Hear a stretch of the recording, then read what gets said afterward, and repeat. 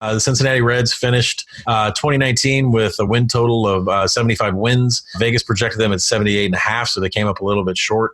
Pythag says that they should have won 80, so maybe a little luck there involved, but why they didn't get to their win total. They're currently sitting in Westgate at 83.5, which I don't think is high enough. I think it's you could shop around. I think there's some other places where you may be able to get a tad lower than 83.5. But Sean, you project them at 86, just like the other projection systems that came out.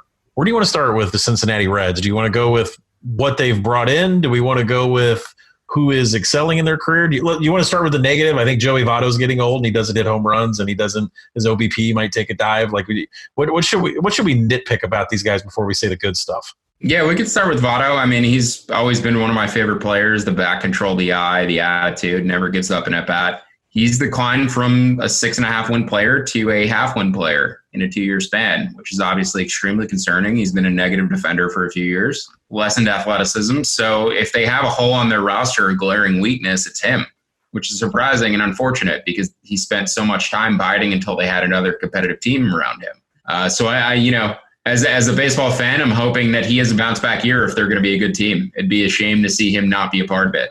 He doesn't even need to get hits. He could just come see a 15-pitch at bat and not pop up, and he can call it a day. Joey Votto is the new Sean Casey. People aren't aware the guy's popped up like under 5 times in his entire career. It's one of the most fascinating and best baseball stats. To have that much back control to be able to not pop up for several years in a row is just, I don't have any sort of comparison for it in any other sport.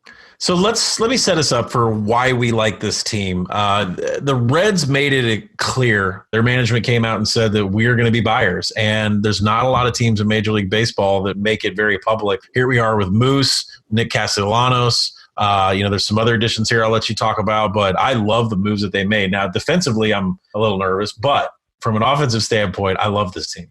Yeah, until Suarez injured himself in a pool.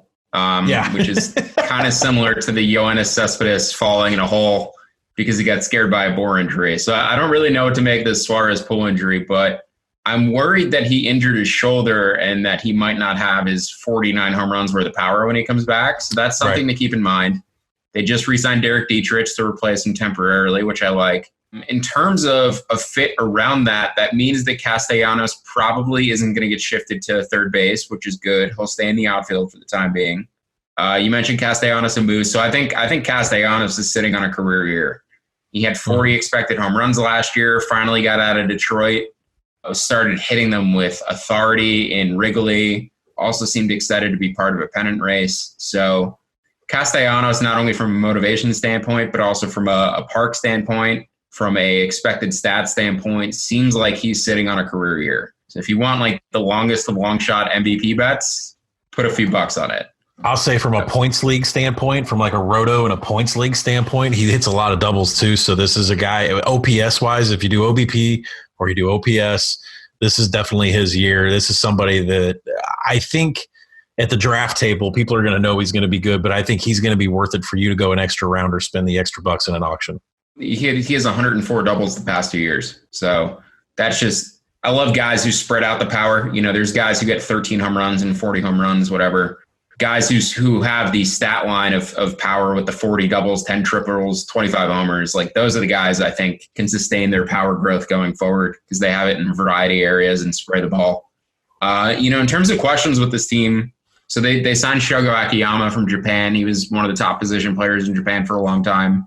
Defensive first, really good speed. It's going to be interesting to see how well he hits. We talked about Tsutsugo coming over to the Rays. These Japanese guys like Ohtani have been able to hit in recent years. So how good is Akiyama? Curious to see that. Nick Senzel, what did they do with him defensively? Where did they stick him? He was about 10% below average during his rookie year.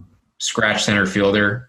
I think they should try him at shortstop. Freddie Galvis, good glove. But if they can upgrade their shortstop spot with a real bat, that's a huge difference. And Senzel doesn't really have a spot in center field with Akiyama there. So, the Reds, we hit for the division. I have a small World Series feature on them. I think they're plus 400 right now for the division at William Hill. I think that's extremely bettable. 3 different projecting systems, including my own, all have them as the division leader.